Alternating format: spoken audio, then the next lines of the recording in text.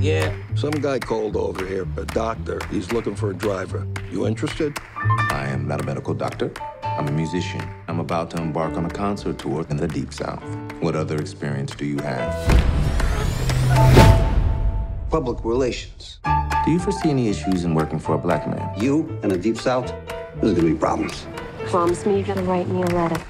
I was good friends with Brian Curry, one of the co-writers, for years. He was an actor who was in a couple of our movies, and he had small roles. I ran into him somewhere, and I said, "What's going on?" I said, "I'm writing a screenplay." And I said, "What is it?" He said, it's a story based on my friend's father. It's a story about a black concert pianist named Don Shirley, who lived above Carnegie Hall. In 1962, his record company sent him on a tour of the South, and he was understandably nervous, so he went down to Copacabana, hired the toughest bouncer in New York City, a guy named Tony Lips, 7th grade education, Italian kid, and they hit the road together. I was like, a home run. I said, that's an amazing story. Tell me that don't smell good. I've never had fried chicken in my life. You people love the fried chicken. You have a very narrow assessment of me, Tony. Yeah, right? I'm good. You will be interacting with some of the wealthiest people in the country. It is my feeling that your diction could use some finessing. Because of the Negro Motorist Green Book, which was used from 1936 to 1964 by black Americans when they traveled. It was something they could pick up only at Esso gas stations, by the way. Esso was the only gas station that welcomed black travelers. Others, they didn't want you to stop there. But Esso welcomed them, and they had the Negro Motorist Green Book, which told them it was not published by Esso, but it was sold there. It was written by a man named Mr. Green, who had once traveled through the South, a black man, and had a hard time finding places to eat, sleep, get a haircut. So he wrote a book, and it published all the places across the country where black travelers could eat, sleep, go to a hardware store. It made it safe for them. Fana, but why you break my balls? Because you can do better, Mr. Balalanka. Dear Dolores. I saw Dr. Shirley play the piano. He's like a genius, I think. Come on, take it easy. I prefer not to get grease on my blanket. Ooh, I'm gonna get grease on my blanket. This gentleman says that I'm not permitted to dine here. I'm afraid not. How does he smile and shake their hands like that? Because it takes courage to change people's hearts. I like the fact that it's not a black and white, simplistic story. There are a lot of gray areas. They have arguments, they have discussions, and you can see both guys' point of view, and all these discussions they have and all their cultural differences. Some of them are very funny. But as the story goes on, they come to find common ground and relate to each other in a more honest, open-minded way as human beings. And that's what I loved about the script, and that's what I loved about making the movie. You doing? A letter. May I? Dear Dolores, sometimes you remind me of a house. You know this is pathetic, right? Put this down. The distance between us is breaking my spirit. Falling in love with you Was the easiest thing I have ever done. P.S. Kiss the kids? That's like clanging a cowbell at the end of Shostakovich's 7. That's good. It's perfect, Tony. This is a movie about a relationship between a black man and a white man, but the backdrop is one of obvious social problems and racial differences. In many ways, we're clearly facing the same problems right now, and I think there's an interest and kind of a horror from some people, depending on your point of view, as they watch the news from the United States of America. It's like, wow. Come on, get out now. You never win with violence.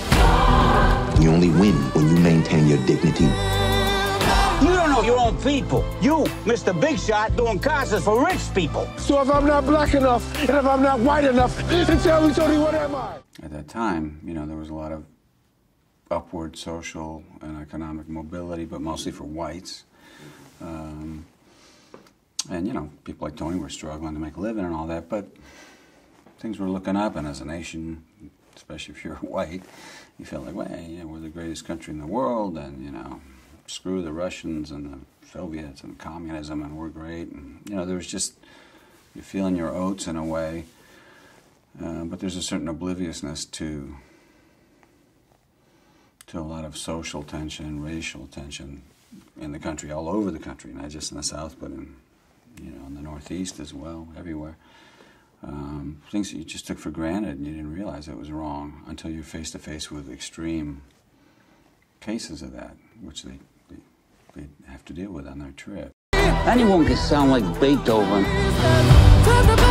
But your music, what you do, only you can do that.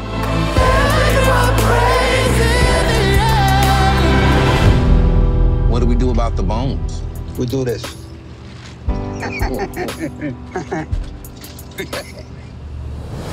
Pick it up, Tony. Squirrels would have ate it anyway. Pick it up. Green Book was what African Americans used back in the 30s, 40s, and 50s. Actually, some of the hotels still exist to this day. And it was safe zones. It was basically safe locations for like hotels, gas stations, restaurants, places you can go in the South where you would not run into the persecution of the civil unrest at the time. The story is about a classical pianist who hires an Italian, you don't want to call him a mobster, or, you know, he's basically a tough guy, to chaperone him or be his driver through the South, knowing that he's going to encounter some, you know, colorful, you know, situations and environments, and, you know, he wanted someone that could be almost like a bodyguard for him. Yeah. Some guy called over here, a doctor. He's looking for a driver. You interested? I am not a medical doctor. I'm a musician. I'm about to embark on a concert tour in the Deep South. What other experience do you have? Public relations. Do you foresee any issues in working for a black man? You in the Deep South, there's gonna be problems. Promise me you're gonna write me a letter. No problems. Respect. You know what I mean? Respect for one another, respect for just society as a whole. Again, we're all evolving, we're all growing. And we had two individuals who came from two ends of the earth, you know, basically came together and found, you know, a bond and a unity that prior to this, you know, prior to them meeting each other, they would never think would exist. And I think that applies to nowadays. You know, it's like, look, just because you don't know someone on the other side of the earth, the other side of the state, the other side of the town, doesn't necessarily mean, you know, you can't, you know, have a respectful relationship with them. Yeah, Val Longer, that's me. Fill it out while you wait. What? Fill it out while you wait. Yeah.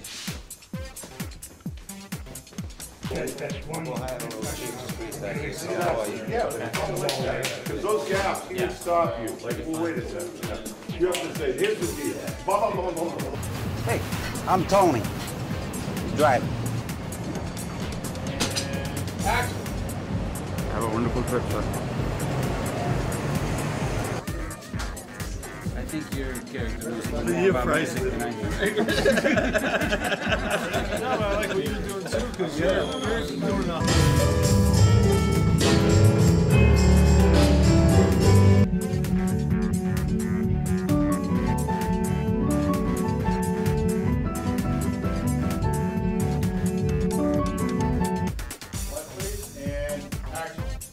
Ladies and gentlemen, please welcome the Don Shirley Trio.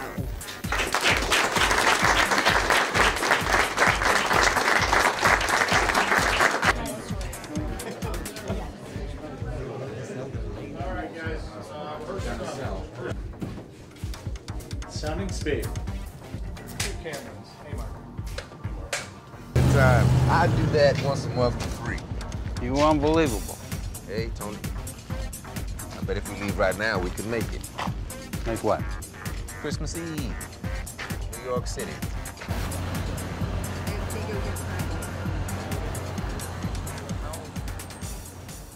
People love the fried chicken. You have a very narrow assessment of me, Tony. Yeah, right? I'm good. Either way, I know. You'll be a interacting with some of the wealthiest people in the country. It is my feeling that your diction could use some finessing. But why you break my balls? Because you can do better, Mr. Vallelonga. Dear Dolores. I saw Dr. Shirley play the piano. He's like a genius, I think. Come on, take it easy. Yeah, I prefer not to get grease on my blanket. Ooh, I'm gonna get grease on my blanket. This gentleman says that I'm not permitted to dine here. I'm afraid not. How does he smile and shake their hands like that? Because it takes courage